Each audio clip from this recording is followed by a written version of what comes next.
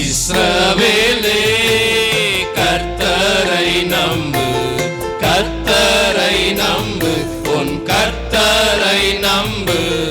இஸ்ரவேலே அவரும் துணையும் கேடகமானவர், அவரும் துணையும் கேடகமானவர். புழுதியிலிருந்து தூக்கி விடுவார், குப்பையிலிருந்து உயர்த்திடுவார். புழுதியிலிருந்து தூக்கி விடுவார், குப்பையிலிருந்து உயர்த்திடுவார். பிரபுக்களோடும் ராஜாக்களோடும் உட்கார செய்பவர் உனக்கு உண்டு. பிரபுக்களோடும் ராஜாக்களோடும் உட்கார செய்பவர் உனக்கு உண்டு. இஸ்ரவேலே கர்த்தரை நம்பு, கர்த்தரை நம்பு, உன் கர்த்தரை நம்பு. இஸ்ரவேலே அவரும் துணையும் கேடகமானவர், அவரும் துணையும் கேடகமானவர். அவர் உன்னை விட்டு விலகுவதில்லை, அவர் உன்னை என்றும் கைவிடுவதில்லை. அவர் உன்னை விட்டு விலகுவதில்லை, அவர் உன்னை என்றும் கைவிடுவதில்லை. உள்ளம் கையில் வரைந்தவர் அவர் உன்னை என்றும் மறப்பதில்லை. உள்ளம் கையில் வரைந்தவர் அவர் உன்னை என்றும் மறப்பதில்லை. இஸ்ரவேலே கர்த்தரை நம்பு, கர்த்தரை நம்பு, உன் கர்த்தரை நம்பு. இஸ்ரவேலே அவரும் துணையும் கேடகமானவர், அவரும் துணையும் கேடகமானவர். அக்கினியை நீ நடக்கும் போது, ஆறுகளை நீ கடக்கும் போது, அக்கினியில் நீ நடக்கும் போது, ஆறுகளை நீ கடக்கும் போது, அக்கினி அணுகாது, ஆறுகள் புரளாது, ஆண்டவர் உன்னோடு இருப்பதாலே. அக்கினி அணுகாது, ஆறுகள் புரளாது, ஆண்டவர் உன்னோடு இருப்பதாலே. இஸ்ரவேலே கர்த்தரை நம்பு, கர்த்தரை நம்பு, உன் கர்த்தரை நம்பு. இஸ்ரவேலே அவரும் துணையும் கேடகமானவர், அவரும் துணையும் கேடகமானவர். இஸ்ரவேலே கர்த்தரை நம்பு, கர்த்தரை நம்பு, உன் கர்த்தரை நம்பு. இஸ்ரவேலே அவரும் துணையும் கேடகமானவர், அவரும் துணையும் கேடகமானவர்.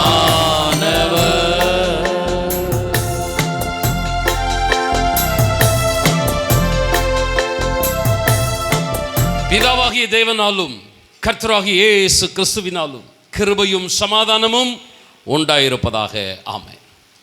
இம்மாதத்தின் முதல் வாரத்தில் காலத்தை பிரயோஜனப்படுத்துங்கள் என்கிற தலைப்பிலே நாம் கர்த்தருடைய வார்த்தைகளை தியானித்தோம். இந்த காலத்தை பிரயோஜனப்படுத்துங்கள் என்கிற தலைப்பை நான் தியானிக்கும் பொழுதே பிரயோஜனம் என்கிற வார்த்தை எனக்கு பலவிதமான செய்திகளை கொடுத்தது.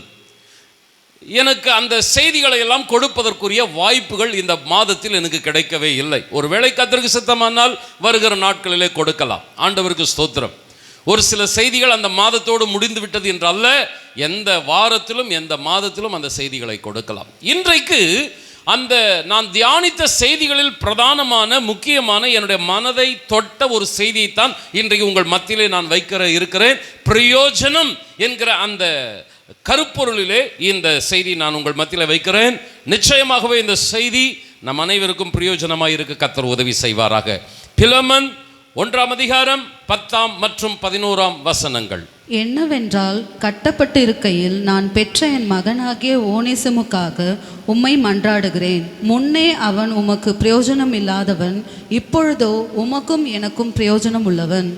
அப்போஸ்தலனாகிய பவுல் ஒனேசிமு என்கிற ஒரு நபருக்காக அவனுடைய எஜமானனாகிய பிலோமேனிடம் மன்றாடுகிறான். ஒரே அதிகாரம் கொண்ட இந்த சிறிய நிருபம் ஆண்டவராகிய இயேசு கிறிஸ்துவின் அன்பை குறித்து சொல்லுகிறது, சுவிசேஷத்தின் வல்லமையை குறித்து சொல்லுகிறது, திருச்சபை எந்த அளவுக்கு தகுதியுள்ளதாக இருக்க வேண்டும் என்று சொல்லுகிறது, கிறிஸ்தவரிடம் காணப்பட வேண்டிய தெய்வீக சுபாவங்களை குறித்து சொல்லுகிறது, அதற்கடுத்து சமூகத்திலே காணப்படுகிற அநீதிகளை ஒழிக்க வேண்டும் என்கிற ஒரு சமூக சீர்திருத்தத்தை போதிக்கிறது. ஒரே அதிகாரம்தான், சிறிய ஒரு புத்தகம்தான், ஆனால் பல சத்தியங்களை இந்த புஸ்தகத்திலே பார்க்கலாம். எத்தனை குறிப்புகளை இன்றைக்கு பார்க்க முடியும் என்று என்னால் சொல்ல முடியாது. நேரம் இருக்கிற வரைக்கும் குறிப்புகளை பார்ப்போம். அந்த குறிப்புகளுக்கு முன்பதாக இந்த நிருபத்தின் பின்னணியை நாம் முதலாவதாக பார்க்க போகிறோம். பண்டைய நாட்களிலே பெரிய பெரிய எஜமானர்கள், பணக்காரர்கள் தங்களுடைய வீட்டிலே வேலை செய்வதற்காக வேலைக்காரர்கள் மற்றும் அடிமைகள் என்கிற 2 தரப்பட்ட மக்களை வைத்திருப்பார்கள். அடிமைகள் என்பவர்கள் விலைக்கு வாங்கி வைத்துக் கொள்ளுகிற ஒரு காரியம். வேலைக்காரர்கள் என்பவர்கள் நியமிக்கப்படுகிறவர்கள், அவர்கள் கூலிக்காக வேலை செய்கிறவர்கள். வேலைக்காரர்கள் வேறு, அடிமைகள் வேறு. வேலைக்காரர்களுக்கு வேலை நேரம் உண்டு, ஷிஃப்ட் டைம் உண்டு. இந்த டைம்லேருந்து இந்த டைமில் வேலை செஞ்சால் போதும். வேலைக்காரர்களுக்கு சம்பளம் உண்டு, வேலைக்காரர்களுக்கு சாப்பாடு உண்டு, வேலைக்காரர்களுக்கு உரிமை உண்டு. ஆனால் அடிமைகளுக்கு இந்த எதுவுமே கிடையாது. குறிப்பிட்ட நேரம்தான் வேலை செய்ய வேண்டும் என்று இல்லை. எந்த நேரம் கூப்பிட்டாலும் எஜமானே என்று வந்து நிற்க வேண்டும். சம்பளம் என்று ஒன்றும் கிடையாது. விருப்பப்பட்டால் சாப்பாடு கொடுக்கலாம், இல்லை என்றால் சாப்பாடு கூட மறுக்கப்படலாம். எந்த உரிமையும் இல்லாத ஒரு கூட்டம் இந்த அடிமைகளின் கூட்டம். மனிதர்களிலேயே இழிவான ஒரு நிலையிலே தான் இந்த அடிமைகள் காணப்பட்டார்கள். இந்த அடிமைகள் தவறு செய்தால், சிறிய தவறுகள் செய்தால் கூட பெரிய பெரிய தண்டனைகள் கொடுக்கப்படும். சாதாரண மனிதர்களுக்கு தவறு செய்யும் பொழுது மன்னிக்கப்படுவார்கள், சின்ன சின்ன பனிஷ்மெண்ட்டோடு விட்டு விடுவார்கள். ஆனால் இந்த அடிமைகள் சின்ன தவறு செய்தால் கூட மரண தண்டனை வரைக்கும் இவர்களுக்கு விதிக்கப்படும். ரோம் நாட்டிலே அடிமைகளுக்கு சிலுவை தண்டனை, இயேசு கிறிஸ்துவை சிலுவையில் அறைந்து கொன்றார்கள் அல்லவா, குற்றவாளிகளுக்குள்ள அந்த மரண தண்டனையே இந்த அடிமைகளுக்கும் கொடுப்பார்கள். உதாரணத்துக்கு ஒரு சம்பவத்தை சொல்ல விருப்பப்படுகிறேன். ஒரு அடிமை ஒரு எஜமானுடைய வீட்டிலே தவறு இழைத்தான். அந்த எஜமான் அந்த அடிமையை தண்டிக்கும் விதமாக ஒரு காரியத்தை செய்தான். லாம்ப்ரே என்று சொல்லப்படுகிற ஒரு மீன் இனம், அந்த மீன் இனம் நிறைந்த ஒரு குளத்திலே அந்த அடிமையை தூக்கி போட்டு விட்டார்கள். அந்த மீன் எப்படிப்பட்டவைகள் என்றால், மற்ற எல்லா மீனை காட்டிலும் இந்த லாம்ப்ரே மீன் இனம் வாய் வட்டமாக புனல் மாதிரி கூம்பு வடிவத்தில் இருக்கும். 100க்கும் மேற்பட்ட பற்கள் அந்த வாயில இருக்கும். வித்தியாசமான மீன், ஒட்டுண்ணி வகையை சார்ந்தது. அப்படி கையை பிடித்ததென்றால் ஒரு கடித்து உடலில் இருக்கிற மொத்த ரத்தத்தையும் அது உறிந்து எடுத்து விடுமாம். 1-2 மீன் பிடித்தாலே போதும், நம்முடைய உடம்பில் இருக்கிற டோட்டல் ரத்தம் காலியாகிவிடும். அதற்கடுத்து அந்த மீன்கள் சரீரத்தை நாராக கிழித்து என்ன செய்து விடுமா, சாப்பிட்டு விடுமா. லாம்ப்ரே என்னும் இன வகை கொண்ட மீன். ஒரு அடிமை தவறு செய்யும் பொழுது அந்த அடிமையை தூக்கி அந்த குளத்திலே போட்டு விட்டார்கள். நொடி பொழுதில் அவன் இல்லாமற் போனான். அந்த அளவுக்கு கொடூரமான தண்டனைகளை இந்த அடிமைகளுக்கு கொடுப்பார்கள்.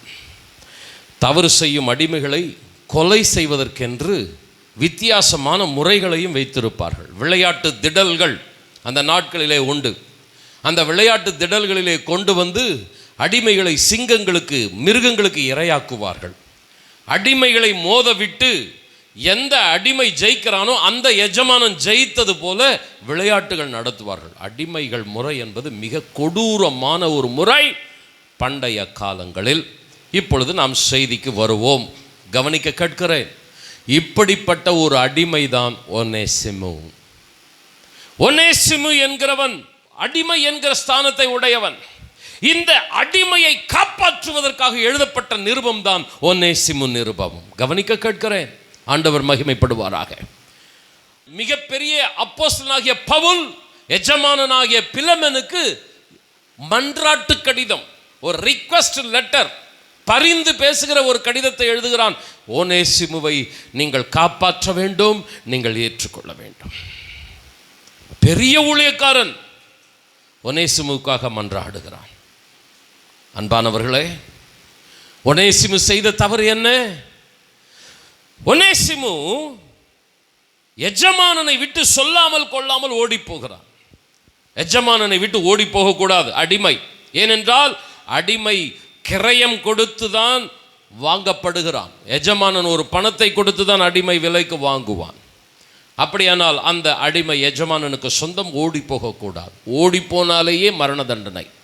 இந்த ஒனேசிமு ஓடி போனது மாத்திரமல்ல, பிலமெனிடத்தில் இருக்கிற பணத்தையும் பொருட்களையும் திருடி கொண்டு போனான் என்று ஒரு சரித்திர குறிப்பு சொல்லுகிறது. 2 விதத்தில் அவன் குற்றம் செய்தவன். ஒன்று ஓடினது, 2வது திருடினது. அடிமைகளின் சட்டத்தின்படி இந்த ஒனேசிமு கொல்லப்பட வேண்டும், மரண தண்டனைக்குரியவன்.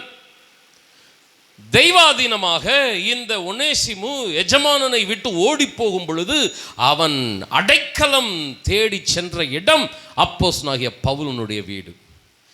அந்த நாட்களிலே அப்போஸ்தலனாகிய பவுல் சிறை கைதியாக இருந்தார். ரோம் அவருக்கு சிறை தண்டனை வழங்கியது.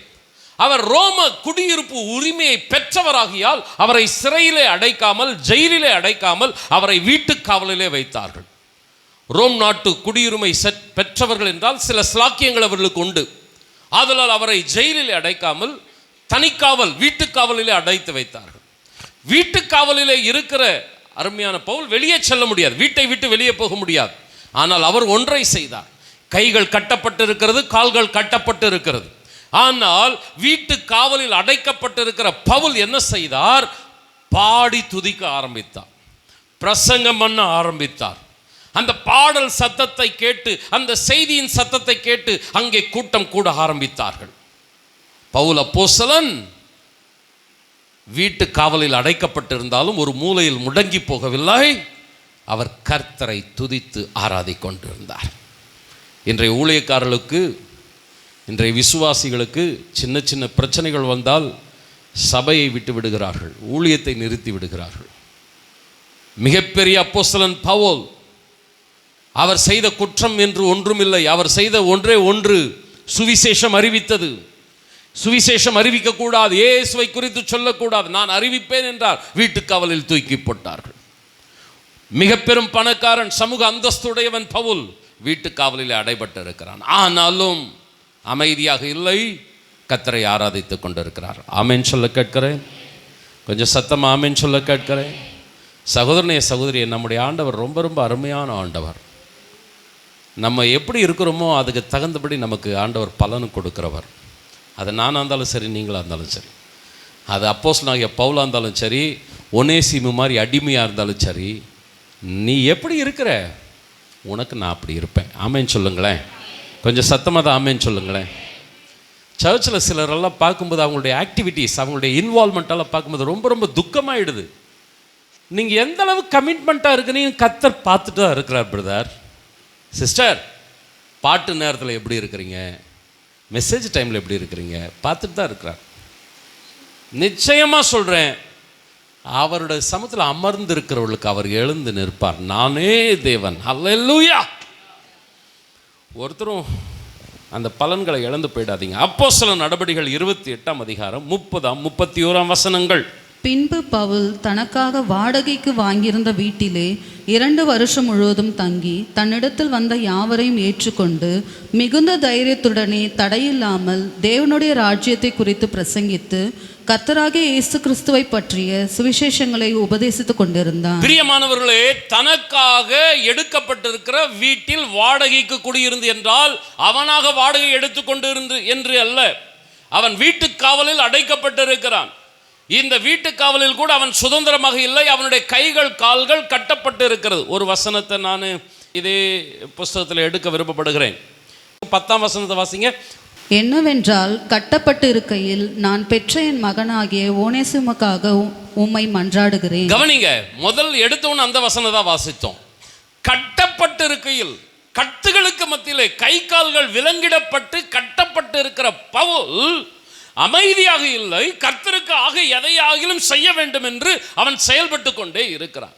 பிரதர் அண்ட் சிஸ்டர், நான் ஒன்றை சொல்ல விருப்பப்படுகிறேன். உங்களுடைய வாழ்க்கையிலே வீட்டிலே எத்தனை பிரச்சனைகள் இருந்தாலும் கர்த்தருக்காக செயல்படுகிறதிலே மாத்திரம் சுணக்கம் காட்டாதிருங்கள். ஆண்டவரை தேடுகிறதிலே, ஆண்டவரை உயர்த்துவதிலே, மகிமைப்படுத்துவதிலே நீங்கள் சோர்ந்து போகாதிருங்கள். நான் மறுபடியும் இங்கே வருகிறேன். அந்த வீட்டிலே அவன் தங்கியிருந்து மிகுந்த தைரியத்தோடு தடையில்லாமல் இயேசுவை குறித்து பிரசங்கித்துக் கொண்டிருந்தான். அவனுடைய பாடல், அவனுடைய பிரசங்கத்தை கேட்டுக்கொண்டிருந்த அநேகர் ஒவ்வொருவராக வர ஆரம்பித்தார்கள். அந்த வீட்டிலே ஒரு கொஞ்ச நாட்களில் கூட்டம் கூட ஆரம்பித்தது.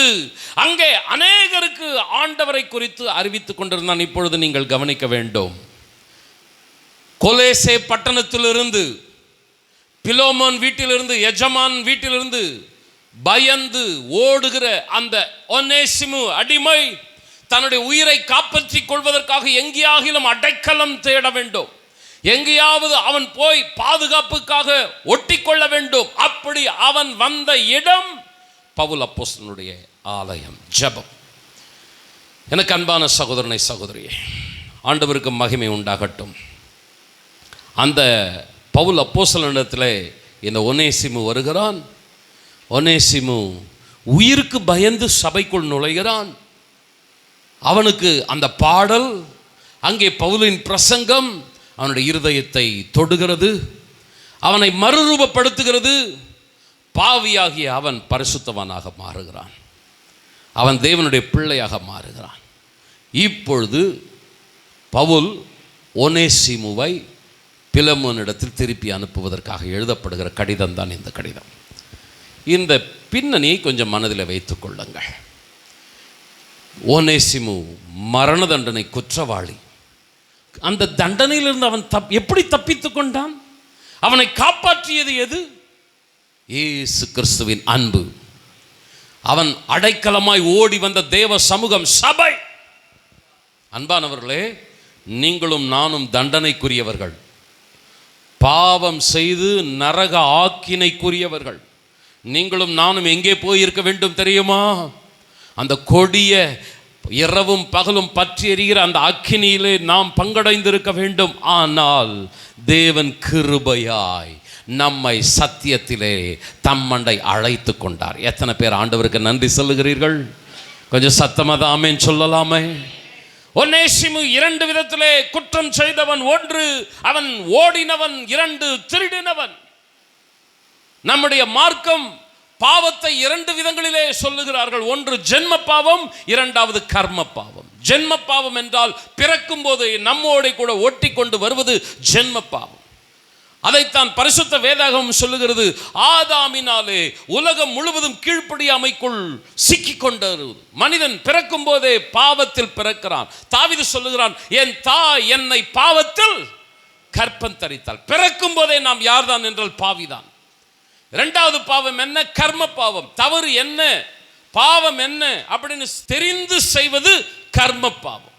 இந்த கர்ம பாவத்திலையும் நம்ம எல்லாரும் பாவிகளாக இருக்கிறோம். 2 விதத்தில் நம்ம பாவிகளாக இருக்கிறோம். 1, பிறக்கும் போதே நாம் யார்தான்? பாவிதான்.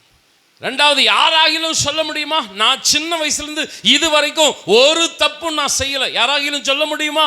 யாராலும் சொல்ல முடியாது. எல்லாருமே பாவம். ரோமர் புஸ்தகத்தில் வாசிக்கிறோம், எல்லாரும் பாவம் செய்து தேவ மகிமை அற்றவர்களானார்கள். ஒனேசிமு எப்படி மரண தண்டனைக்குரியவனோ அதுபோல நாமும் நம்முடைய பாவ வாழ்க்கையினாலே மரண தண்டனைக்குரியவர்கள். ஆனால் தேவனது கிருபையினால் இரக்கத்தினால் நாம் சத்தியத்தை கேட்டு இன்று தேவனது பிள்ளைகளாக இருக்கிறோம். எத்தனை பேர் ஆண்டவருக்கு நன்றி சொல்லுகிறீர்கள்? 2 கரங்களை உயர்த்தி, தகப்பனே, நான் ஆண்டவர் நரகத்திற்கு சென்றிருக்க வேண்டும், அந்த தண்டனை அடைந்திருக்க வேண்டும், கொடிய நரக தண்டனையை நான் அடைந்திருக்க வேண்டும். ஆனால் கிருபையாய் என்னை உம்முடைய ஆலயத்துக்கு அழைத்து கொண்டு வந்தீர். உம்முடைய வார்த்தைகளை எனக்கு கற்றுக் கொடுத்தீர். என்னுடைய பாவங்களை விட்டு வெளியே கொண்டு வந்து உம்முடைய பிள்ளையாக மாற்றினீர். எத்தனை பேர் ஆண்டவருக்கு நன்றி சொல்றீங்க? ஹல்லேலூயா. ஒனேசிமுக்கு ஒரு ஊழியக்காரனை கர்த்தர் பயன்படுத்தினது போல உங்களுக்கும் எனக்கும் ஏதோ ஒரு ஊழியக்காரனை கர்த்தர் பயன்படுத்தினார். ஹல்லேலூயா, ஆமென் சொல்றீங்களா? ஏதோ ஒரு விசுவாசியை கர்த்தர் பயன்படுத்தினார். யாரோ ஒருத்தர் சொன்ன சத்தியத்தின் மூலமாகத்தான் இன்னைக்கு நம்ம சபைக்குள்ள அமர்ந்திருக்கிறோம். ஆண்டவருக்கு மகிமை. ஆண்டவரே, என் மீது நீர் வைத்த அன்புக்கு நன்றி. எத்தனை பேர் ஆமென் சொல்றீங்க? அழிவுக்குரியவனாக, ஆண்டவரே, தண்டனைக்குரியவனாக இருந்த என்னை இன்றைக்கு ஆசீர்வாதத்திற்குரியவனாக, பிரயோஜனமானவனாக என்னை மாற்றினதற்காக சத்தமா நன்றி சொல்லலாமா? ஒனேசிமு என்றால் பிரயோஜனம் உள்ளவன் என்று அர்த்தம். பிரயோஜனம் உள்ளவன். அப்போஸ்தலனாகிய பவுல் சொல்லுகிறான், முன்பு அவன் பிரயோஜனமற்றவன். முன்பு என்று சொல்லுவது எதை குறிக்கிறது என்றால் அவன் பாவத்தில் வாழ்ந்த காலத்தை குறிக்கிறது.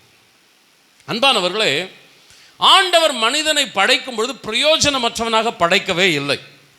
ஒரு ஆசீர்வாதமான பாத்திரமாகத்தான் படைத்தார்.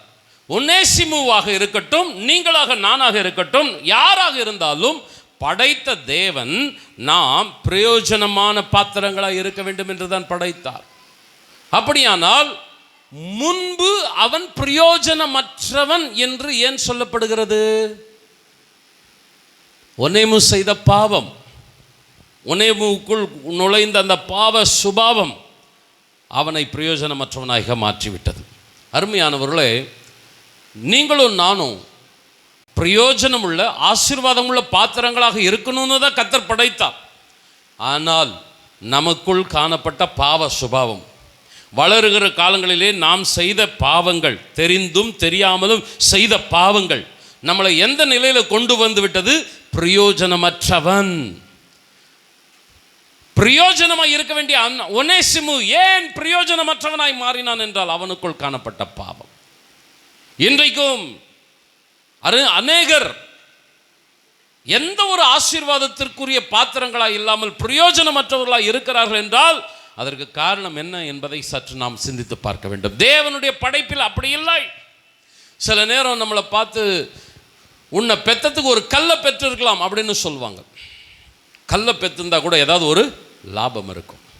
உன்னை பெற்றதுனால என்ன பிரயோஜனம் இருக்குது அப்படின்னு சொல்கிறது உண்டு. ஒருபோதும் ஆண்டவர் நம்மளை பார்த்து அப்படி சொல்லவே மாட்டார். உன்னை ரட்சித்ததுனால பிரயோஜனமே இல்லை, இந்த உலகத்தில் உன்னை உருவாக்குறதுனால எந்த லாபமும் இல்லை, சொல்லவே மாட்டார் ஆண்டவர். நம்ம பிரயோஜனம் உள்ளவர்கள். எத்தனை பேர் ஆமென் சொல்கிறீங்க? ஆனால் நமக்குள்ள நுழைந்த பாவம், நமக்குள் காணப்படுகிற கீழ்ப்படியாமை நம்மை பிரயோஜனமற்றவர்களாய் மாற்றி இருக்கிறது. பிரதர்ஸ் அண்ட் சிஸ்டர், எத்தனை பேர் கவனிக்கிறீர்கள்? ஆண்டவருடைய திட்டம் நீங்களும் நானும் பிரயோஜனம் உள்ளவர்களாக இருக்க வேண்டும். என்ன நம்மளை தடுத்துட்டு இருக்குது? தேவன் பயன்படுத்த முடியாதபடி நமக்குள் என்ன பாவம் ஒளிந்து கொண்டு இருக்கிறது, கீழ்ப்படியாமல் இருக்கிறது? தேவன் அதை அகற்றவே விருப்பப்படுகிறார். கிரேக்க வார்த்தையில் ஒனேசிமு என்றால் லாபம் என்று அர்த்தம். ரெண்டும் ஒன்று தான். ப்ராஃபிட்டபிள், பிரயோஜனம், லாபம் எல்லாமே ஒரே அர்த்தம் தான். ஆனால் இன்னும் கூடுதலாக பார்த்தா அவன் லாபத்தை கொடுக்கிறவன். பிலமன் எஜமானன் ஒனேசிமுவை சந்தையில், அடிமைகளின் சந்தையில் விலை கொடுத்து வாங்குற எத்தனையோ பேர் நிற்க வச்சுருப்பாங்க. அப்படியே போவோம், ஒவ்வொருத்தரையாக பார்ப்பான். அந்த பிலமன் எஜமானன் என்ன பண்ணுறான்? அந்த ஒனேசிமு பார்த்த உடனே இவன் எனக்கு லாபமாக இருப்பான், இவன் எனக்கு பிரயோஜனமாக இருப்பான் என்று சொல்லி அவனை விலை கொடுத்து வாங்கி கொண்டு வந்தான். ஆனால் ஒனேசிமு எஜமானுடைய வீட்டிலே திருடி நஷ்டத்தை ஏற்படுத்துகிறவனாக இருந்தான். லாபமாக இருப்பான் என்று ஆண்டவர் நம்மை அழைத்திருக்கிறார், சபைக்குள் கொண்டு வந்து நாட்டி வைத்திருக்கிறார். எத்தனையோ பேர் உலகத்தில் இருக்கிறார்கள், ரட்சிக்கப்படாதவர்கள், இயேசுவை ஏற்றுக்கொள்ளாதவர்கள் தெருவிலே இருக்கிறார்கள். எத்தனையோ பேர். உங்களையும் என்னையும் பார்த்த ஆண்டவர், இந்த மகன் இந்த மகள் எனக்கு லாபமாக இருப்பாள். எத்தனை பேர் ஆமென் சொல்றீங்க? நோவாவுக்கோ கர்த்தருடைய கண்களில் உங்களுக்கும் எனக்கும் ஆண்டவர் கிருபையை கொடுத்து இந்த மகன் எனக்கு பிரயோஜனமாக இருப்பான், இவன் எனக்கு லாபமாக இருப்பாள். ஆண்டவர் நம்மளை தேடி கண்டுபிடிச்சு கொண்டு வந்து சபையில் வச்சிருக்கிறார். எஜமானன் விலை கொடுத்து ஒனேசிமுவை வாங்கினது போல ஆண்டவராகிய இயேசு கிறிஸ்து இரத்தத்தை சிந்தி விலைக்கிரயம் கொடுத்து உங்களையும் என்னையும் சம்பாதித்து வைத்திருக்கிறார். பிரதர்ஸ் அண்ட் சிஸ்டர்ஸ், நம்ம தேவனுடைய சமூகத்தில் லாபமாக இருக்க வேண்டும். ஏன் லாபமாக இருக்க வேண்டிய ஒனேசிமு நஷ்டமாய் காணப்பட்டான்? அவனுக்குள் நுழைந்த பாவ சுபாவம். அந்த பாவம் அவனுக்குள் நுழைந்தவுடனே அவனாலே உண்மையுள்ள நல்ல எஜமானனாகிய பிலோமனிடத்தில் இருக்க முடியவில்லை. பிலோமனை விட்டு ஓடுகிறான். அவனால் அந்த நல்ல இடத்துல இருக்க முடியல. பிலோமன் நல்ல ஒரு எஜமானன். பிரதர் சிஸ்டர், 2 எஜமானர்கள் இருக்கிறாங்க தெரியுங்களா? ஒன்று பரலோக எஜமானன், ஹல்லேலூயா. இன்னொருத்தன் பூலோகத்தை அடிமைப்படுத்தி நான் தான் இந்த ஜனத்தை ஆளுகை செய்யணும், இந்த பூமியை எனக்கு சொந்தம் தான் இன்னொரு எஜமானம் வந்து உட்காந்துருக்கிறான். உண்மையிலேயே இந்த உலகம் பரலோக எஜமானனுக்கு சொந்தம். உண்மையிலேயே எல்லா மனிதர்களும் பரலோக எஜமானனுக்கு சொந்தம். ஆமென். ஆனால் பாவத்தை உள்ள கொண்டு வந்து அந்த பரலோக எஜமானனை விட்டு பிரித்து இந்த பாவத்தினால இவன் எனக்கு அடிமை என்று சொல்லி அவன் தனக்கு என்று நம்மை இழுத்து பிடித்து வைத்திருக்கிறான். பாவம் செய்கிறவன் எவனும் பாவத்துக்கு அடிமையாக இருக்கிறான். அன்பானவர்களே, ஒனேசிமு பிலோமனோடு ஏன் இருக்க முடியல? அவன் மோசமானவனா? இல்லை. பவுல் ஒரு வார்த்தை சொன்னோன்னு அப்படியே அக்செப்ட் பண்ணிக்கிட்டான். அவ்வளோ நல்ல ஒரு ஜென்யூன். ஆனால் அந்த எஜமானன்கிட்ட ஏன் இந்த ஒனேசிமு இருக்க முடியல? பாவம் உள்ள நுழைஞ்சுன்னு வச்சிங்களேன், பிரிச்சிருங்க. இன்றைக்கும் நான் உங்களுக்கு சொல்கிறேன், சபைக்குள்ளே வந்திருக்கிறீங்க, கர்த்தருக்கு ஸ்தோத்திரம். ஆண்டவருடைய பிள்ளையாக நீங்கள் ஆலயத்தில் அமர்ந்திருந்து அவரை எஜமானனாக நீங்கள் அவருக்கு உண்மையுள்ளவர்களாக இருக்கணும்னா பாவத்துக்கு இடம் கொடுக்கக்கூடாது. பாவத்துக்கு இடம் கொடுத்தீங்கன்னு வச்சிங்களேன், கண்டிப்பாக சொல்கிறேன், ஒரு நாள் வரும் அந்த உலக எஜமானன், அந்த சாத்தான் உங்களை நல்ல எஜமானனாகி இயேசு கிறிஸ்துவை விட்டு பிரித்து தூரமாக கொண்டு போயிடுவான். மத்தேயு 6ஆம் அதிகாரம் 24ஆம் வசனம். 2 எஜமான்களுக்கு ஊழியம் செய்ய ஒருவனாலும் கூடாது. ஒருவனை பகைத்து மற்றவனை சிநேகிப்பான், அல்லது ஒருவனை பற்றி கொண்டு மற்றவனை அசட்டை பண்ணுவான். தேவனுக்கும் உலக பொருளுக்கும் ஊழியம் செய்ய உங்களால் கூடாது. ஒன்று சபையை பற்றி கொள்வார்கள் அல்லது பாவத்தை பற்றி கொள்வார்கள். ஒருவனை பகைத்து ஒருவனை அசட்டை பண்ணுவான். ஒரே டைம்ல 2 இடத்துல ஒரு மனுஷனால இருக்க முடியாது. ஆற்றில் ஒரு கால் சேற்றில் ஒரு கால் என்று இருப்பது போல பாவத்திலும் பரிசுத்தவான்களின் சபையிலும் ஒருவன் இருக்க முடியாது. அன்பான சகோதரனை சகோதரியே, சபையில் நிலைத்திருக்க விருப்பப்படுகிறீர்களா? சாகர வரைக்கும் எனக்கும் ஆண்டவருக்கும் உள்ள உறவு உடைந்து போகக்கூடாது, அவருக்கும் எனக்கும் உள்ள உறவு எந்த விதத்திலையும் விரிசல் வந்துவிடக்கூடாது என்று இருக்கிறீர்களா? உங்களை நான் அன்பாய் கேட்கிறேன், பாவத்திற்கு நீங்கள் இடம் கொடாமல் இருங்கள். பாவம் உள்ளே நுழையுமானால் நீங்கள் சபையிலே நிலைத்திருக்க முடியாது. சபையை விட்டு சிலர் போய் விடுகிறார்கள். நீங்கள் விசாரித்து பாருங்கள், ஏன்பா நீ சர்ச்சுக்கு வரல, ஏன்பா நீ சர்ச், 1000 காரணங்களை சொல்லுவாங்க. அது சரியில்லை, அந்த பிரதர் சரியில்லை, பாஸ்டர் சரியில்லை, சர்ச் சரியில்லை, இயேசுவே சரியில்லை, 1000 காரியங்கள் சொல்லுவாங்க. ஆனால் நான் இன்னொரு காரியத்தை சொல்கிறேன், அவங்களுடைய வாழ்க்கையை கொஞ்சம் கூர்ந்து கவனித்து பாருங்க. எங்கேயாவது பாவத்தில் அவங்க சிக்கிட்டு இருப்பாங்க, ஏதாவது ஒரு பாவத்தில் அசுத்தத்தில் அவங்க லாக் ஆகிருப்பாங்க, பிசாசுக்குரிய காரியங்கள் எங்காவது இழுபட்டு இருப்பாங்க. 2 எஜமான்களுக்கு ஊழியம் செய்ய ஒருவனால் கூடாது. ஒருவனை நேசிப்பான், ஒருவனை பகைப்பான், ஒருவனை பற்றி கொள்வான், ஒருவனை அசட்டை பண்ணுவான். பிரதர்ஸ் அண்ட் சிஸ்டர்ஸ், சபையை அசட்டை பண்ணுறீங்களா? தேவனுடைய சமூகத்தை நீங்கள் சாதாரணமாக நினைக்கிறீங்கன்னா உங்களுக்குள்ள அந்த உலக எஜமானனாகிய பாவம் அவனுடைய காரியங்கள் ஓட்டி கொண்டு இருக்கிறது. அதனால தான் சங்கீதத்தில் வாசிக்கிறோம், துன்மார்க்கர்கள் நியாய தீர்ப்பிலும் பாவிகள் நீதிமான்கள் சபையிலும் நிலை நிற்பது இல்லை. நிலை நிற்பது இல்லை. என்னதான் பிடிச்சி இழுன்னு இழுத்தாலும் சர்ச்சில் இருக்க முடியாது, ஓடிடுவாங்க. ஏன்னா உள்ள இருக்கிற எஜமானன் அப்படிப்பட்டவன். ஆண்டவராக இயேசு கிறிஸ்து எஜமானனாக இருப்பாரானால் நிச்சயமாய் இணக்கமுள்ள ஆவியை தருவார். எத்தனை பேர் ஆமென் சொல்றீங்க? கீழ்ப்படுகிற சுபாவத்தை தருவார், பரிசுத்தத்தை தருவார், அன்பை தருவார், ஐக்கியத்தை தருவார், விட்டு கொடுத்தலை தருவார், இணைத்து வைப்பார். நம்முடைய தேவன் கலகத்தின் தேவன் அல்ல, சமாதானத்தின் தேவன். எத்தனை பேர் ஆமென் சொல்றீங்க? ஆனா உள்ள பிசாசின் காரியம் உட்கார்ந்துட்டு இருந்துச்சுன்னா அவன் குழப்பம், கலகம், பிரிவினை, பகை, விரோதம், இதுதான் அவனுடைய சுபாவம். ஆண்டவர் ஆசீர்வதிப்பாராக. ஆனால் ஒனேசிமு நல்ல எஜமானனாகிய பிலோமினை விட்டு ஓடி போனாலும் மறுபடியுமாய் அவனோடு கூட இணைவதற்காக பவுல் பிரயாசப்படுகிறான். நாம் ஆராதிக்கிற ஆண்டவராக இயேசு கிறிஸ்து நல்ல எஜமானன். ஒருவேளை நீங்களும் நானும் தவறு செய்திருந்தாலும் சபை விட்டு வெளியே போய் என்று துரத்தி விடுகிற எஜமானன் அல்ல, மன்னிப்பதில் தயை பெருத்தவர், மறுபடியுமாய் அணைத்து பிடிக்கிறவர். முன்பு அவன் பிரயோஜனமற்றவன், ஆனால் இப்பொழுதோ அவன் பிரயோஜனம் உள்ளவன். சத்தம் ஆமென் சொல்லுங்களேன். உங்களையும் என்னையும் ஆண்டவர் பிரயோஜனமான பாத்திரமா வச்சிருக்கிறார். எத்தனை பேர் ஆண்டவருக்கு நன்றி செலுத்துறீங்க? ஒரு காலம் நம்ம பிரயோஜனம் இல்லாதவர்களாக இருந்தோம். சில நேரம் ரட்சிக்கப்பட்டு சபைக்கு வந்த பின்னாடியும் பாவத்தில் சிக்கிட்டு நம்ம ஆண்டவருக்கு பிரியமில்லாத பிரயோஜனம் இல்லாத பாத்திரமா இருந்தோம். ஆனால் கிருபையாய் கர்த்தர் மன்னித்து இறங்கி சத்தியத்தை கொடுத்து நம்மை உருவாக்கினார். கர்த்தருக்கு உள்ளத்தின் ஆழத்திலிருந்து நன்றி செலுத்துவோமா? ஹல்லேலூயா. சபையினுடைய நோக்கம் என்ன? ஒனேசிமு அடைக்கலம் தேடி சபைக்கு ஓடி வந்தான். சத்தியத்துக்காக சபைக்கு வரல அவன். இயேசுதான் மெய்யான தேவன் என்று அறிந்து கொண்டு சபைக்கு வரல அவன்.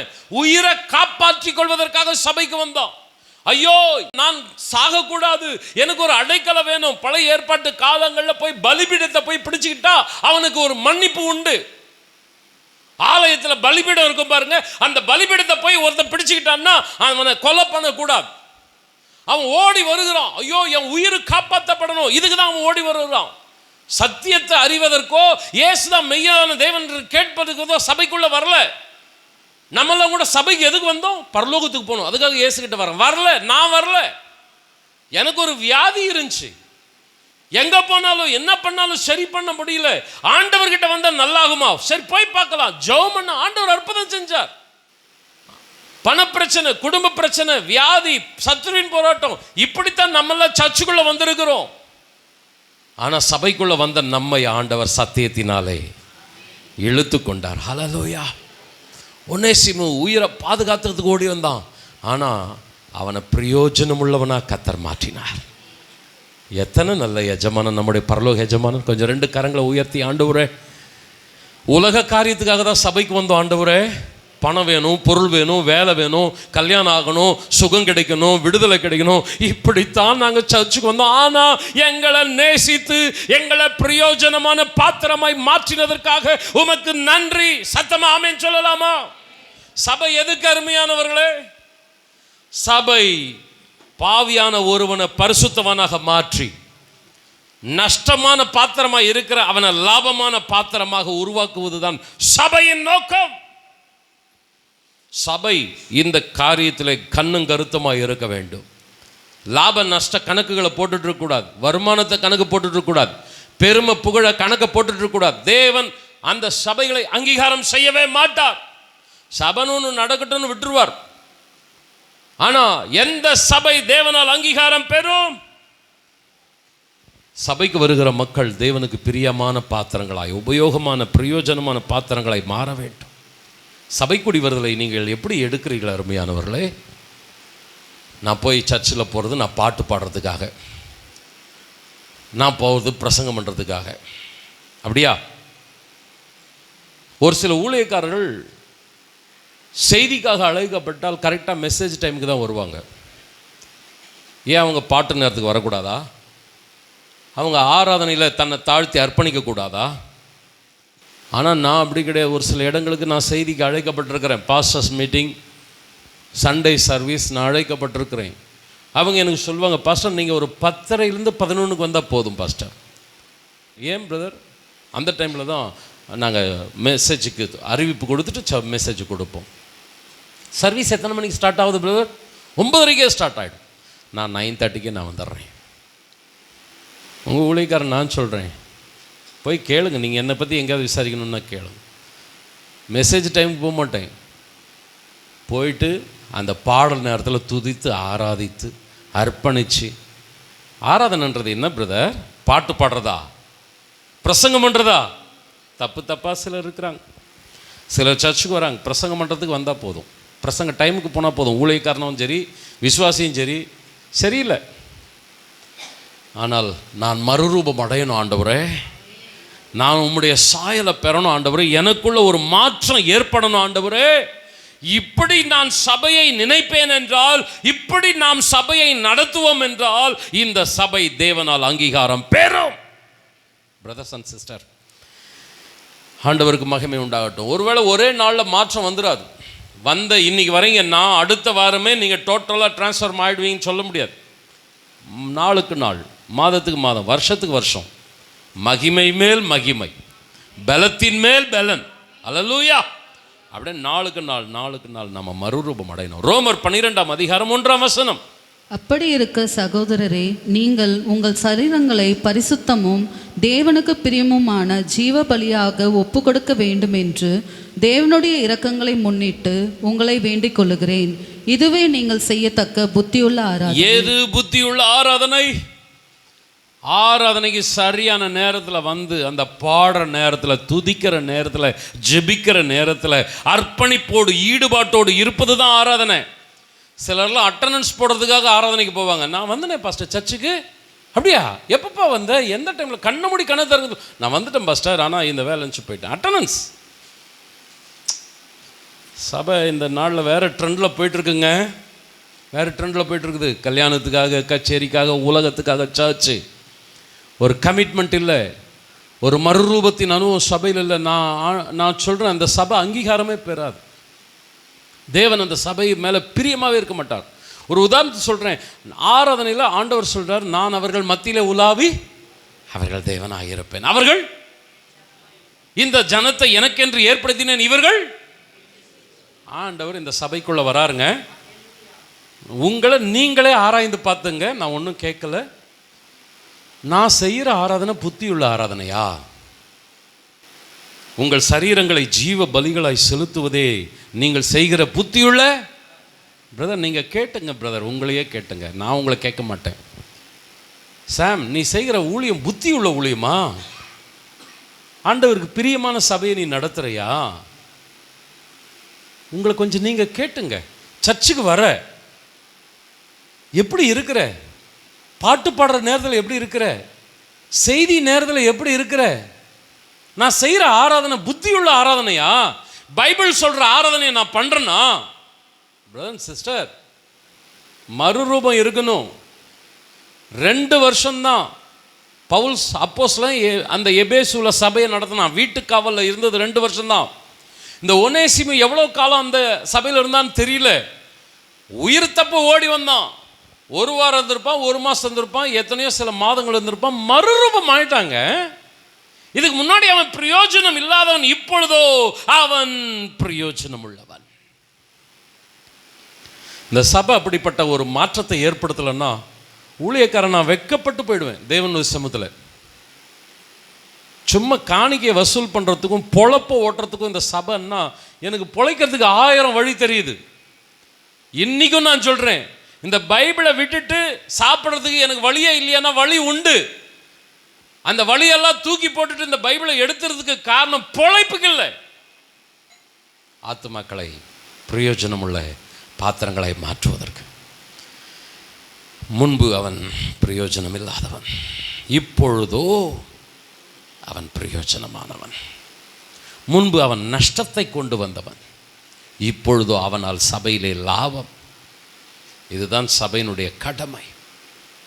இதுக்கு முன்னாடி அவன் திருடன், இதுக்கு முன்னாடி அவன் எதையாகிலும் தனக்காக என்று இருக்கிறவன், இப்பொழுது அவன் தன்னையே கொடுக்கிறவன். ஆமாம். இந்த சர்ச் எப்படி தெரியுமா மாறணும்? நான் தான் யாரு ஆரம்பத்தில் சபையில் இருக்கிறாங்களோ அவங்க சொல்லணும், இல்லை இல்லை ஆண்டவர் தான், நான் அல்ல, கிறிஸ்துவே. ஹல்லேலூயா. இந்த மாற்றம் வரணும். வந்தால் இந்த சபை கரெக்டான ரூட்டில் போகுதுன்னு அர்த்தம். வருக வரைக்கும் இன்னும் மாம்சமும் சுயமும் இந்த சபையில் அப்படியே இருந்துருச்சுன்னா சர்ச் சரியில்லை, ஆவியானவர் கிரியை செய்ய மாட்டார். நான் இங்கே கடைசியாக வந்து விடுகிறேன். கர்த்தருக்கு ஸ்தோத்திரம். பிலமோன் 1ஆம் அதிகாரம் 12ஆம் வசனம். அவனை நான் உம்மிடத்திற்கு அனுப்புகிறேன், என் உள்ளம் போல் இருக்கிற அவனை நீர் ஏற்றுக்கொள்ளும். எந்த அளவுக்கு ஒனேசிமு பிரயோஜனம் உள்ளவனாய் மாறி இருக்கிறான்.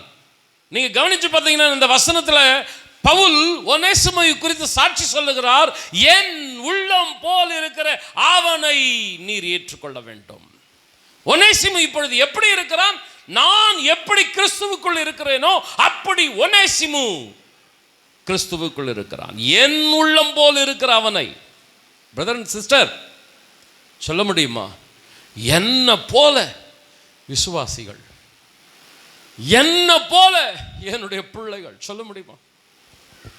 ஒரு ஊழியக்காரனை பார்த்து, நான் இது ஏற்கனவே பலமுறை சொல்லியிருக்கிறேன், மறுபடியும் சொல்கிறேன். ஒரு ஊழியக்காரனை பார்த்து நான் சொல்லேன், பா ஊழியத்துக்கு வந்திருக்கிற, கொஞ்சம் கரெக்டாக இரு, அர்ப்பணிப்போடு இரு, இல்லைன்னா நீ எப்படி இருக்கிறியோ அப்படித்தான் உன் விசுவாசிகள் இருப்பாங்க. சாம சாம அப்படி சொல்லாத சாம, என்ன மாதிரி என் விசுவாசிகள் இருக்கக்கூடாது. அவனுக்கு ஏன் நல்லா தெரியுது அவன். பிரதர் சிஸ்டர், பெற்றோர்கள் என்னை போல பிள்ளைகள் இருக்கணும் சொல்லுவீர்களா? இல்லை இல்லை இல்லை, இதெல்லாம் இருக்கக்கூடாது. என் உள்ளம் போல் இருக்கிற அவனை நீர் ஏற்றுக்கொள்ளணும். கர்த்தருக்கு ஸ்தோத்திரம். ஆண்டவராக இயேசு கிறிஸ்து தம்முடைய திருச்சபைக்காக தன்னை தானே பரிசுத்தமாக்கி கொண்டார். யோவான் 17ஆம் அதிகாரத்தில் பார்க்கிறோம், அவர்களுக்காக நான் என்னை தானே பரிசுத்தமாக்கி கொள்ளுகிறேன், தகுதிப்படுத்திக் கொள்ளுகிறேன்.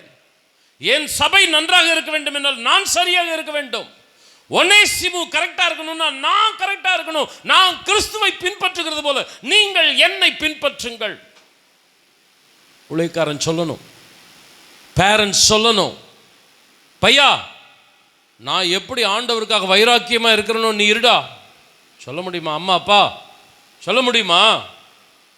ஆண்டவருக்கு மகிமை உண்டாகட்டும். அன்பானவர்களே, பவுல் ஒனேசிமு கிட்ட சத்தியத்தை சொன்ன உடனே ஒனேசிமு அப்படியே மறுரூபம் ஆகிறான். நீங்களும் நானும் எத்தனையோ பூரா மாரடிச்சிட்டு இருக்கிறோம் பிள்ளைங்கிட்ட. ஏங்க பிள்ளைகள் மாற மாட்டேன்றாங்க? ஏங்க சர்ச்சில் ஒரு மாற்றம் இல்லை? கவனிங்க, உங்கள் வார்த்தை என் வார்த்தை மாற்றத்தை ஏற்படுத்தாது. எத்தனை பேர் ஆமேன்னு சொல்கிறீங்க? பலத்தினால் அல்ல, பராக்கிரமத்தினால் அல்ல, என்னுடைய ஆவினால். ஆவியானவர் தான் இங்கே கிரியை செய்வார். ஆண்டவராக இயேசு கிறிஸ்து எல்லாத்தையும் கற்றுக் கொடுத்துட்டு பரலோகத்துக்கு போயிட்டு அவர் சொல்கிறாரு, நான் போய் தேற்றரவாளனை அனுப்புவேன், அவர் எல்லாவற்றையும் உங்களுக்கு என்ன பண்ணுவார்? ஆவியானவர் தாங்க எல்லாத்தையும் செய்கிறாரு. நான் இங்கே பிரசங்கம் பண்ணுறேன், ஆனால் உங்களுடைய உள்ளத்தில் கிரியை செய்ய வேண்டியது யாருன்னா நான் கிடையாது, பரிசுத்த ஆவியானவர் கிரியை செய்யணும். தூங்கும் போது அந்த வார்த்தைகளை கொண்டு வந்து உங்கள் மனசில் ஆண்டவர் நிழலாட்டணும், பண்ணணும்.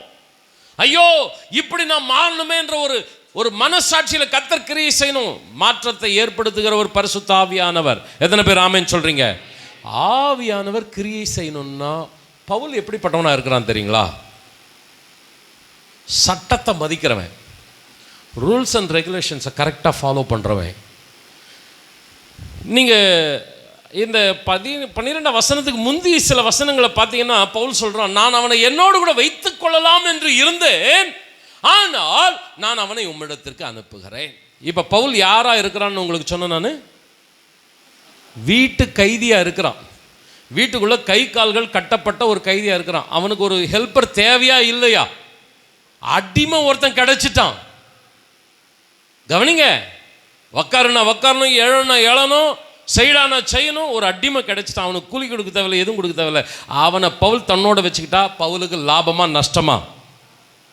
அது இல்லாமல் ஒனேசிமு ரட்சிக்கப்பட்டதுக்கு காரணம் யாரு? பவுல். ஏன் விசுவாசி, ஏன் சர்ச்சில் தான் இருக்கணும் சொல்லலாம். ஆனால் பவுல் என்ன சொல்கிறான்? அவனை நான் உம்மிடத்திற்கு அனுப்புகிறேன். கொஞ்சம் கவனமாக கேளுங்க பிரதர்ஸ் அண்ட் சிஸ்டர்ஸ். நீங்களும் நானும் நம்ம பிள்ளைங்கிட்ட என்ன பேசுகிறோமோ அதை அப்படியே ஆவியானவர் ஆமென்னு கிரியை செய்யணும். சொல்லுங்களேன். சபையில் நான் பிரசங்கம் பண்ணுறத பரிசுத்த ஆவியானவர் ஆமென்னு சபையில் கிரியை நடப்பிக்கணும். சொல்லுங்க அப்படியே. அப்படி செய்யணும்னா சட்டத்தின்படி, பை ரூல்ஸ் அண்ட் ரெகுலேஷன். நம்முடைய ஆண்டவர் எப்படிப்பட்டவர் தெரியுங்களா? ரூல்ஸை மீறவே மாட்டார். ஆண்டவர் விதிகளை உடைக்கவே மாட்டார். ஒரு விதியை அவர் வைக்கிறார்னா அவர் அந்த விதியை ஃபாலோ பண்ணுவார். பவுல் என்ன பிரசங்கம் பண்றானோ அந்த பிரசங்கத்தை அவன் அப்படியே ஃபாலோ பண்ணுவான். பிரசங்கிக்கிற நான் தானே ஆகாதவனாய் போகாதபடி என்னை நான் என்ன செய்கிறேன்? கீழ்ப்படுத்துகிறேன். நிறைய பேருடைய வாழ்க்கையில புத்திமதியெல்லாம் சூப்பரா இருக்கும். பிரசங்கம் பண்றது, ஆலோசனை கொடுக்கறது, பாட்டு பாடுறது எல்லாமே ஃபேண்டாஸ்டிக். ஆனால் ஃபாலோ பண்ணுறது எப்படி இருக்கும்? வாழ்க்கைக்கும் வார்த்தைக்கும் சம்பந்தம் இருக்காது. இங்கே பவுல் என்ன ஃபாலோ பண்ணுறான் கவனிச்சு பார்த்தீங்கன்னா, இந்த வசனம் சொல்லுகிறது அவனை உம்மிடத்திற்கு அனுப்புகிறேன். முந்தின வசனத்தில் சொல்கிறான் அவனை நான் என்னோடு கூட வைத்துக்கொள்ள விரும்புகிறேன், அவன் எனக்கு கொஞ்சம் பிரயோஜனமாக இருப்பான், ஆனால் நான் அவனை உம்மிடத்துக்கு அனுப்புகிறேன். ஏன் தெரியுங்களா? அடிமைகளின் சட்டம் என்ன? அடிமைகளின் சட்டம் என்ன? இதெல்லாம் கொஞ்சம் தியானிச்சு பார்த்தேன். அடிமைகளுக்குரிய சட்டம் என்னன்னா, ஒரு அடிமை எஜமானை விட்டு ஓடி போய் விட்டால் அந்த அடிமை எங்கேயாகிலும் கண்டுபிடிக்கப்பட்டானாகில் அந்த அடிமையை கொண்டு வந்து எஜமானிடம் கொடுக்க வேண்டும். அடிமைகளின் சட்டம். ஏன்னா அடிமை விலை கொடுத்து வாங்கப்பட்டிருக்கிறான். யார் விலை கொடுத்து வாங்கினானோ அவனுக்கு தான் அந்த அடிமை சொந்தம். எங்கே கண்டுபிடிக்கப்பட்டாலும் அந்த அடிமை அந்த எஜமானிடத்தில் கொண்டு வந்து சேர்க்கப்பட வேண்டும். கவனிங்க கொஞ்சம், ஆண்டவருக்கு ஸ்தோத்திரம். அந்த எஜமானன் அந்த அடிமையை பழிவாங்கும் விதத்தில் கொலை கூட செய்யலாம். யாரும் ஒன்றும் கேட்க முடியாது. என்ன வேண்டுமானாலும் பண்ணலாம், ஏற்றுக்கொள்ளலாம், ரிஜெக்ட் பண்ணலாம். எனக்கு இவன் வேண்டான்னு கூட ஒதுக்கி தள்ளிடலாம். அப்படி வேண்டான்னு ஒதுக்கி தள்ளிட்டா என்ன செய்வாங்க தெரியுமா? அதே அடிமையை மறுபடியும் அந்த அடிமைகளின் சந்தையில் கொண்டு போய் நிறுத்துவாங்க. சந்தையில் போய் நிறுத்தி இந்த அடிமை யாராவது வாங்கி கொள்ளுகிறீர்களா என்று கேட்டு அந்த அடிமையை ஏலத்துக்கு விற்று அந்த பணத்தை எந்த எஜமானன் வேண்டாம் என்று சொன்னானோ அந்த எஜமானனுக்கு கொடுத்து விடுவார்கள். இதுதான் சட்டம், ரூல்ஸ். கவனிக்கிறீங்களா? எத்தனை பேர் ஆமேன்னு சொல்றீங்க? ஒனேசிமு ஏன் விசுவாசி, நான் அனுப்ப முடியாது சொல்லியிருக்கலாம். இன்னொன்று சொல்லட்டுங்களா? பிலமன் யார் தெரியுங்களா? ஒனேசிமுவினால் பவுலினால் ரட்சிக்கப்பட்டவன் தான் பிலமன். பிலமன் ரட்சிக்கப்பட்டது பவுலின் மூலமாய். ரட்சிக்கப்பட்டது மாத்திரமல்ல, நல்ல ஒரு விசுவாசியாக இருந்ததுனால பிலமன் வீட்டையே திருச்சபையா மாற்றி வச்சிட்டார் பவுல் அப்போஸ்தலன். கொலோசை பட்டணத்தில் ஒரு சபை, அது பிலமனுடைய வீடு. அந்த பிலமனுடைய வீடு தான் ஆண்டவருக்குரிய ஒரு சபை. அந்த நாட்களில் சர்ச்சே கிடையாது. அந்த நாட்களில் விசுவாசிகளுடைய வீடுகள் தான் சபைகள். அப்போ பிலமன் வந்து ஒரு சபை தலைவன், கேசல் லீடர். சொல்லியிருக்கலாம்ப்பா, என்னால் தான் நீ ரட்சிக்கப்பட்ட, ஒனேசிமோ நான் வச்சுக்கிறேன் சொல்லியிருந்தானா பிலமன் வேணான்னு ஏதாவது சொல்லியிருப்பானா? சரி பாஸ்டர் அப்படின்னு சொல்லியிருப்பேன். ரூல்ஸ், சட்டம் எது, அந்த சட்டத்தை அப்படியே ஃபாலோ பண்ணு. ஒனேசிமு எனக்குரியவன் அல்ல, ஒனேசிமு பிலமனுக்குரியவன், விலை கொடுத்து வாங்கியிருக்கிறான். நான் அவனை உம்மிடத்திற்கு அனுப்புகிறேன். பிரதர்ஸ் அண்ட் சிஸ்டர், நான் ஒன்று சொல்கிறேன், கவனிங்க, கேளுங்களேன். நீங்கள் கொஞ்சம் பைபிளில் இருக்கிற ரூல்ஸ் அப்படியே ஃபாலோ பண்ணி பாருங்கள். நீங்களும் நானும் பர்ஃபெக்ட்டுன்னு யாருமே சொல்ல முடியாது. நான் 100க்கு 100 இந்த பைபிளை ஃபாலோ பண்ணுறேன்னு நான் சொல்ல முடியாது. ஆனால் நான் எது வரைக்கும் தேறி இருக்கிறோமோ அது வரைக்கும் ஒரே ஒழுங்காய் நடந்து கொள்ளுவோம். ஆண்டவர் எது வரைக்கும் நமக்கு கற்றுக் கொடுத்திருக்கிறாரோ அந்த கற்றுக் கொடுத்த காரியங்களிலே நாம் கீழ்ப்படிந்திருப்போம். ஆமென் சொல்றீங்களா? கீழ்ப்படுகிற நீங்க பிரசங்கம் பண்ணி பாருங்க, உங்க பிள்ளைகள் திருந்துவாங்க. ஆமென். ஜெபம் பண்ற நீ சொல்லிப்பாரு, உன் பிள்ளை ஜெபம் பண்ணும். ஒழுங்கா சர்ச்சுக்கு வர நீ சொல்லிப்பாரு, உன் பிள்ளை சர்ச்சுக்கு வரும். ஆமென் சொல்லுங்க. ஏனோதானோன்னு பேரண்ட்ஸ், எந்த ஒரு பாரம் தரிசனம் இல்லாத ஊழியக்காரன் எப்படி சபையை நடத்த முடியும்? எப்படி குடும்பத்தை கட்ட முடியும்? நெவர். உலக பிரகாரமான ஒரு சர்ச்சா இருக்குமே தவிர, இன்கம் சோர்ஸா இருக்குமே தவிர, பரலோகம் அங்கீகரிக்கிற சபையாக இருக்காது. பிரதர்ஸ் அண்ட் சிஸ்டர்ஸ், அவன் முன்பே பிரயோஜனம் இல்லாதவன், ஆனால் இப்பொழுது எனக்கும் உமக்கும் பிரயோஜனம் உள்ளவன். எத்தனை பேர் ஆண்டவருக்கு உங்களை ஒப்பு கொடுக்குறீங்க? ஆண்டவரே, நான் எதை செய்தாலும் வேத சட்டம் என்ன சர்ச்சில் நீ ஏதாவது ஒரு காரியத்தை செய்கிறியா, உன் இஷ்டமாக செய்யாத. நீ எவ்வளோ பெரிய ஆளாக இருந்தாலும் சரி, ஆண்டவர் என்ன எனக்கு ஸ்தானத்தை கொடுத்துருக்கிறார். அன்பானவர்களே, ஊழியக்காரன் நான் என்ன கற்றுக்கொள்கிறனோ என்ன கை கொள்கிறனோ அதை தான் டீச் பண்ணுறேன். நானும் ஒரு இடத்துல ஒரு பொறுப்புள்ள ஒரு ஊழியக்காரனாக இருக்கிறேன். எனக்கு என்ன ஸ்தானம் அதில் தான் நின்றுடுவேன். எவ்வளோதான், முடிஞ்சு போச்சு. பொறுப்புகள் வரட்டும், பார்த்துக்கொள்ளலாம். வரலையா செய்யாத. ஆண்டவர் கொடுக்கும்போது செய். கொடுக்குற வரைக்கும் அமைதியாக இரு. ஏற்ற காலத்தில் உயர்த்துற வரைக்கும் அடங்கி இரு. உயர்த்தத்துக்கு முன்னாடி ஒன்று உயர்த்திராத. ஆண்டவர் கூட இருக்க மாட்டார். ஆமென் சொல்லுங்களேன். நீ பேசினாலும் அது எடுபடாது. சுவத்தில் அடிபட்ட பந்து மாதிரி வீட்லேயானாலும் சரி, சர்ச்சிலேயானாலும் சரி, அது திரும்பி வந்துடும். பிரயோஜனமாக இருக்கு. ஒருவன் சட்டத்தின்படி மல்யுத்தம் பண்ணாவிட்டால் அவன் முடிசூட்டப்படான். பவுல் சொல்கிற வார்த்தை. அருமையானவர்களே, நான் இந்த செய்தியை முடிக்க விருப்பப்படுகிறேன். ஆண்டவருக்கு ஸ்தோத்திரம். அவனை நான் உம்மிடத்திற்கு அனுப்புகிறேன். இப்போ எப்படி அனுப்புகிறான் தெரியுமா? இப்போ வசனத்தை பாருங்க, 15ஆம் வசனம். அவன் என்றென்றைக்கும் உம்முடையவனாய் இருக்கும்படிக்கும் இனிமேல் அவன் அடிமையானவனாகவல்ல, அடிமையானவனுக்கு மேலானவனாகவும் பிரியமுள்ள சகோதரனுமாயும் இருக்கும்படிக்கும் கொஞ்ச காலம் உம்மை விட்டு பிரிந்து போனானாக்கும். என்ன அழகாக எழுதுறாரு தெரியுங்களா இந்த வசனம். சரி, நான் சப்ஜெக்ட் வந்துடுறேன்.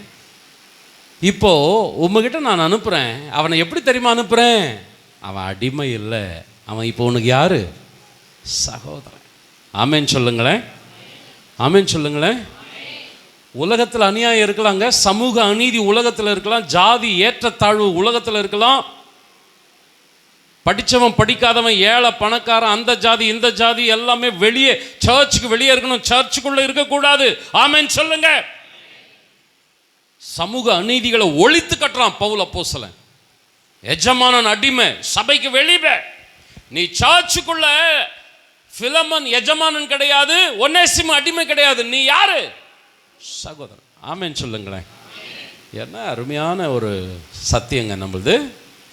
கிறிஸ்துவுக்குள்ள நம்ம எல்லாருமே சமம். நீ படிச்சிரு, படிக்காம இரு, பெரிய ஆளாரு, சின்ன ஆளாரு, ஏழையாயிரு, பணக்காரனாரு, எந்த கம்யூனிட்டியானா இரு, கிறிஸ்துவுக்குள்ள ஜாதி கிடையாது. இந்த இந்திய ஜாதியில் வேறுபட்டு கிடக்குது. அந்த ஜாதிய சபைகளை கொண்டு வராத. நான் யார் தெரியுமா, நான் எந்த கம்யூனிட்டி தெரியுமா சொல்லாத. நீ சரியாக ரட்சிக்கப்படலன்னு அர்த்தம். நீ சரியாக ரட்சிக்கப்படலன்னு அர்த்தம். அருமையானவர்களே, அவன் உம்முடைய சகோதரனாய், உனக்கு பிரியமுள்ள சகோதரனுமாயிருக்கு.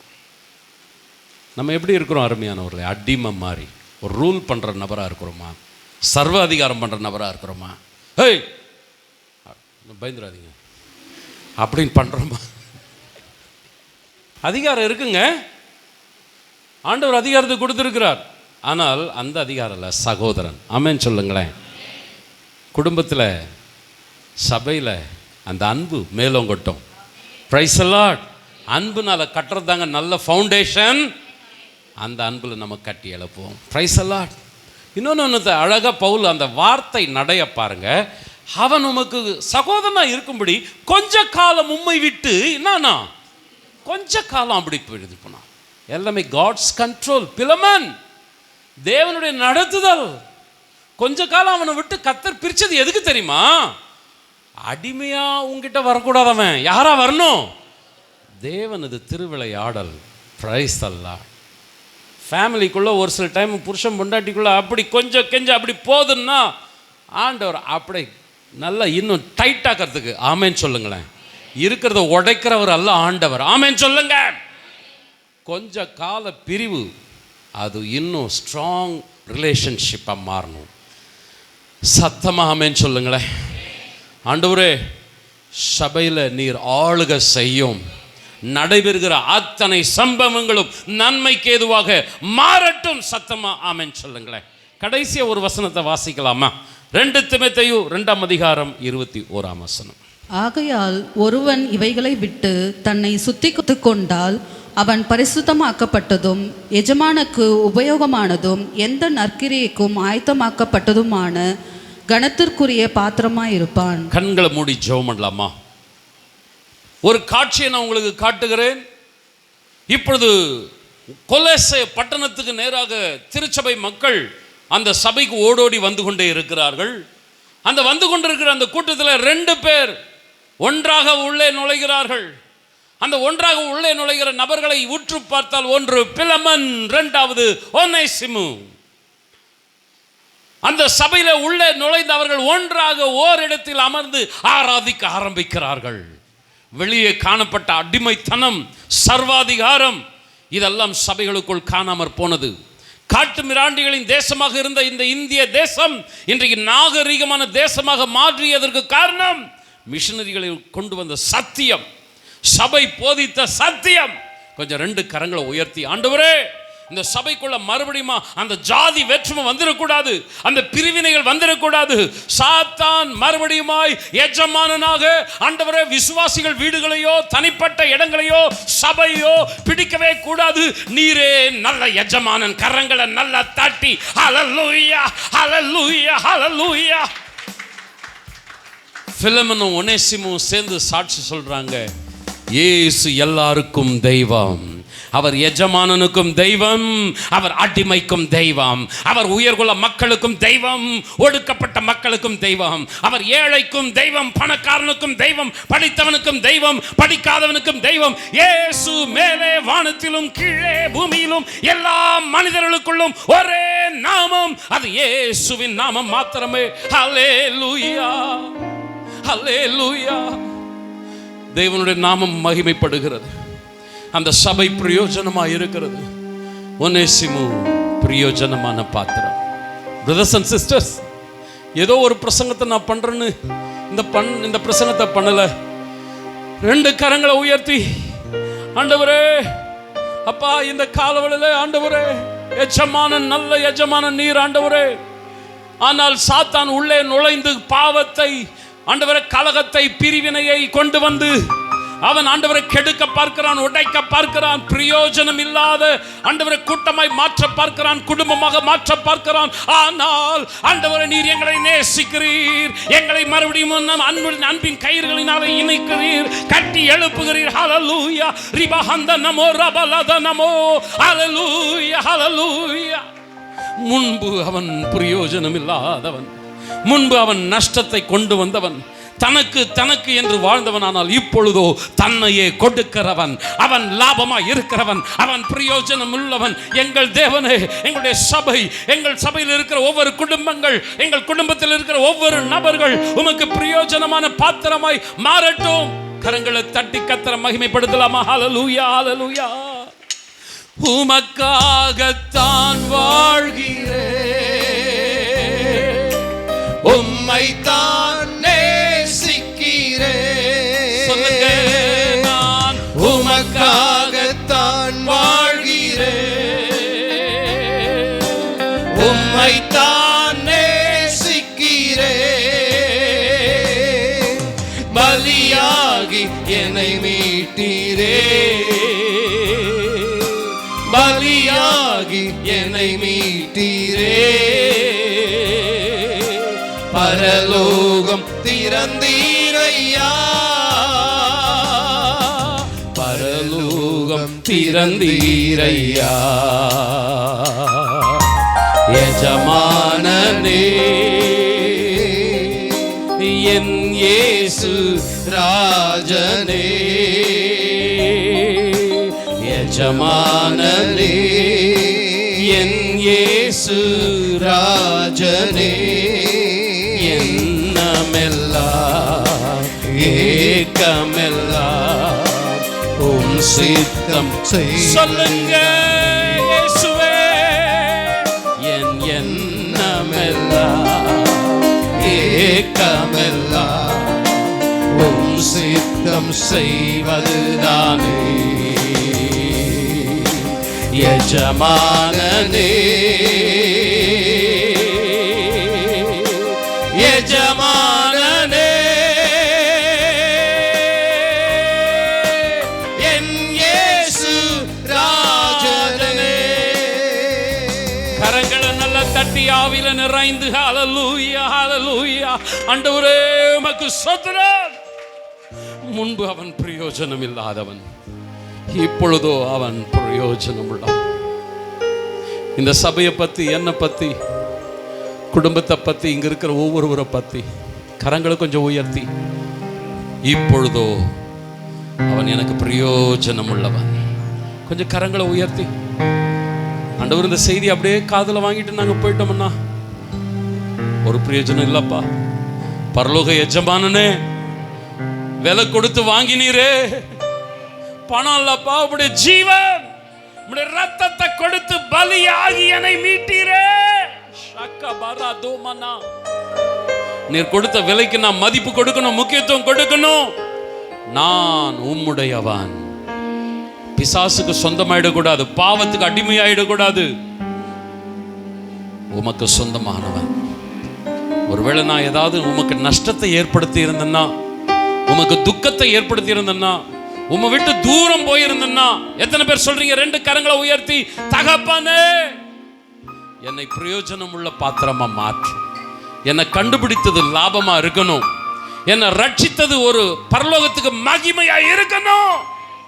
என் மூலமா, என் குடும்பம் மூலமா, இந்த திருச்சபை மூலமா உம்முடைய நாம மகிமைப்படட்டும். அப்படியே செய்வீராக. சத்தமா ஆமென் சொல்லுங்க. இன்னொரு ஆமென் சத்தமா சொல்லுங்க. துதி கன மகிமை உமக்கு இயேசுவின் நாமத்தில் பிதாவே. என் ஆத்துமாவே கர்த்தரை ஸ்தோத்திரி, என் முழு உள்ளமே பரிசுத்த நாமத்தை ஸ்தோத்திரி. என் ஆத்துமாவே கர்த்தரை ஸ்தோத்திரி, கர்த்தர் செய்த சகல உபகாரங்களை மறவாதே. ஆமென். நம்முடைய கர்த்தராகிய இயேசு கிறிஸ்துவின் கிருபை, பிதாவாகிய தேவனது அன்பு, பரிசுத்த ஆவியானவருடைய ஆசீர்வாதமான வழி நடத்துதல் நம் அனைவரோடு கூட என்றென்றும் தங்கியிருப்பதாக. ஆமென்.